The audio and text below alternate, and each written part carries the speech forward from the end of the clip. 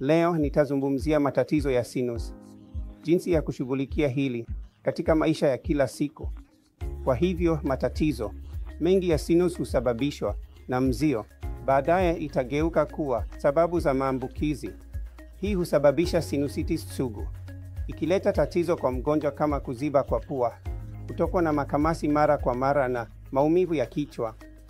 Kwa hili, kwanza tunaweza kutibu kwa matibabu ya kitabibu kwa kutoa usimamizi wa matibabu. Ikiwa haitapungua, kwanza tutafanya uchunguzi kama vile CT scan ya sinasi za paranasal. Kulingana na matokeo haya ya sinasi za paranasal, tunaweza kufanya upasuaji wa endoscopic wa sinus. Kwa mgonjwa wa sinusitis sugu rahisi, tunaweza kufanya upasuaji wa endoscopic wa sinus. Kwa mgonjwa wa huduma ya siku, tunaweza kumlaza na pia tunaweza kufanya upasuaji siku hiyo hiyo. Kwa kawaida, tunaweza kumruhusu jioni pia